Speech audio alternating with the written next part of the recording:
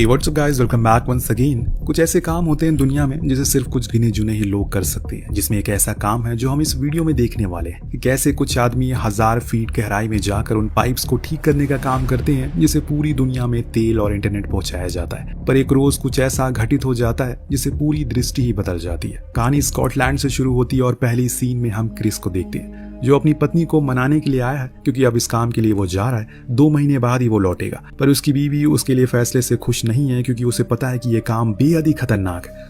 पर क्रिस उसे समझाता है कि मैं इस काम में माहिर हूँ और मुझे बस यही आता है, इसीलिए मुझे जाना ही पड़ेगा। काफी देर समझाने बुझाने के बाद वो मान गई, जिसके बाद क्रिस उसे अलविदा कहकर पोर्ट के लिए निकल पड़ता। या इन दोनों को नहीं पता कि आगे आने वाले दिन किस प्रकार के होने वाले। शिप में जाने के बाद उसकी मुलाकात अपने और साथियों से होती है जो साथ में ही नीचे जाने वाले थे। इनका लीडर है डेक, जो सभी को इकट्ठा करके बताता है सर्दियां आने वाली है तो लोगों को हीटर जलाने के लिए गैस की जरूरत पड़ेगी, इसलिए तुम सभी को पाइप को ठीक करना होगा वरना फिर मौका नहीं मिलेगा। उससे पहले वो इन लोगों को 3 टीम में बांट देता और बताता है कि तुम लोगों को इन कंटेनर में कुछ दिन बिताना है और इसके बाद तुम्हें नीचे भेजा जाएगा जिसकी गहराई तकरीबन 1000 फीट होगी। सभी लोग ढंग से काम करना, बाकी मेरे ऊपर छोड़ देना। मैं तुम लोगों को ऊपर से इंस्ट्रक्शन देता रहूंगा, अगर कुछ भी दिक्कत हुई तुम्हें ऊपर खींच लिया जाएगा। सब तैयार होना।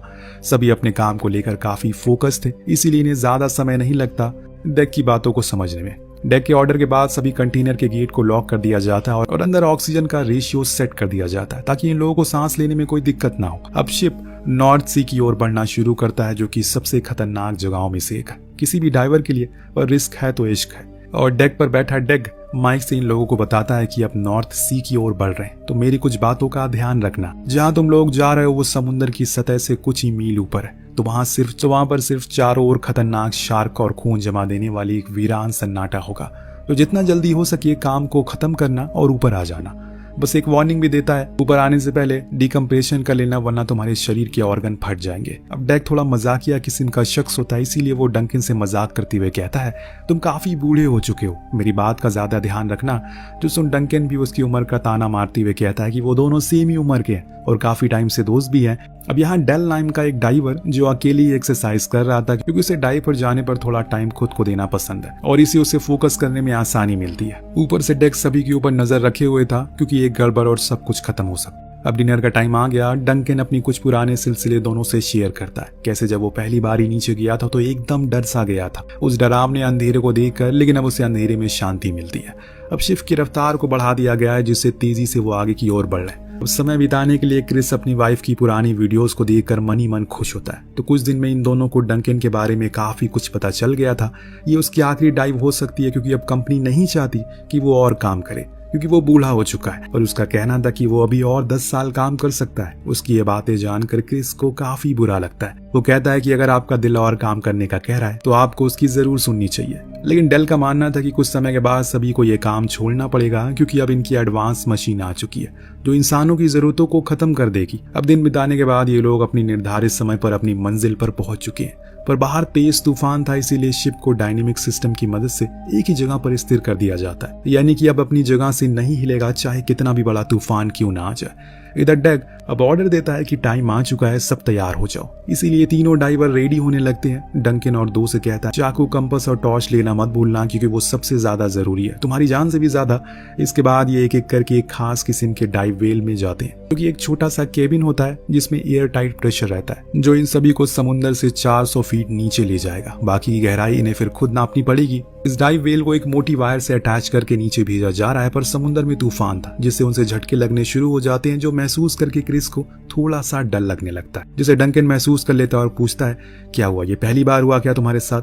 पर उसने कोई जवाब नहीं दिया। खैर अब 400 फीट पर जाने के बाद केबिन बीच में ही लटक गया, यानी कि अब मैंने खुद ही वो नीचे जाना होगा। ऊपर से डेक अब इन्हें ऑर्डर देता है तो डंकिन सबसे पहले डेल को भेजता है एक हाई टेक हेलमेट के साथ जिसमें एक केबल को अटैच किया गया है जिससे ये कनेक्ट रहेंगे ऊपर के लोगों से। डेल जब नीचे गया तो उसे अपने सामने कुछ भी दिखाई नहीं दे रहा है क्योंकि वहां सच में काफी अंधेरा था, यहाँ तक कि उसे अपने सामने खड़ा क्रिस भी नहीं दिख रहा है। वेल इसी को समुंदर कहते हैं।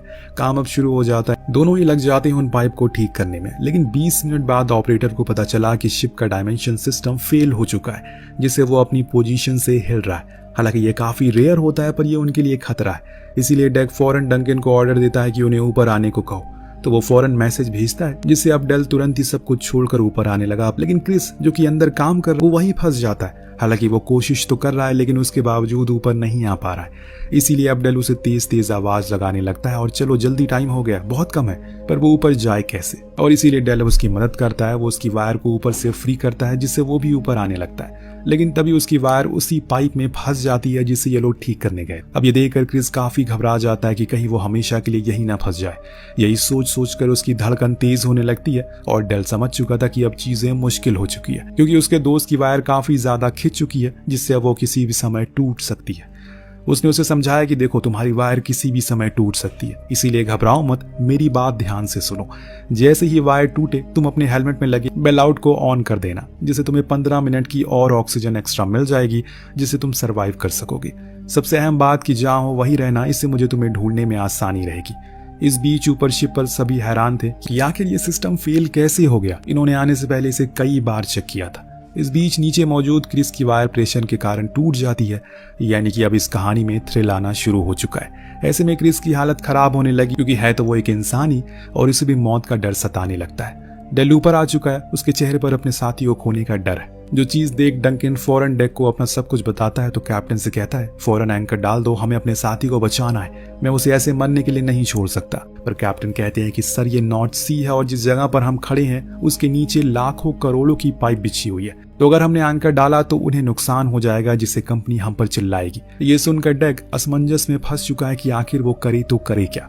नीचे वायर के टूट जाने पर झटके पैदा होते हैं, जिससे क्रिस थोड़ी दूर हो गया मेन पोल से, यानी कि एक किस्म का बॉक्स जो उसी पाइप को वेल और शार्क से बचाता है, उसे भी किसी तरह करके उस तक पहुंचना है, वरना वो इस अंधेरे में कहीं खो जाएगा। लेकिन ये चीज जितनी कहने में आसान है उतनी करने में मुश्किल है दोस्तों। अब तो क्रिस भी कोशिश में लगा हुआ है किसी भी तरह करके वो ऊपर आ जाए, पर उसकी ऑक्सीजन खत्म होने को आ गई है, क्योंकि आपको याद ही होगा कि उसके पास सिर्फ 15 मिनट की ही ऑक्सीजन बची है। ऊपर शिप पर मौजूद एक ऑपरेटर ने बताया कि वो मैन्युअली डायनेमिक पोजीशन को ठीक कर सकते हैं, और इसीलिए डेग ने फौरन उसे ये ठीक करने को कहा। डेल को अभी भी थोड़ी देर और रुकने को कहा गया, क्योंकि अभी नीचे से वो आया है और ऐसे में वो दोबारा जाएगा तो उसके लिए खतरा हो सकता। पर क्रिस अभी भी लड़ रहा है। उसने फ्लेयर जला दी ताकि उसकी रोशनी से उसे कोई ढूंढने के लिए आ जाए, लेकिन किसी का कोई अता पता नहीं है, और इसीलिए अब उसने खुद ही कोशिश की किसी भी तरह करके उस मैन पोल के ऊपर आ जाए ताकि वो और गहराई में ना जाए। लेकिन ये बहुत मुश्किल था, क्योंकि ऑक्सीजन खत्म हो चुकी है, जिससे कि ऊपर तैर कर जाने की क्षमता भी बहुत कम हो जाती है। लेकिन फिर भी उसने खुद को समझाया कि कोशिश करना ही पड़ेगा, क्योंकि अगर वो हार गया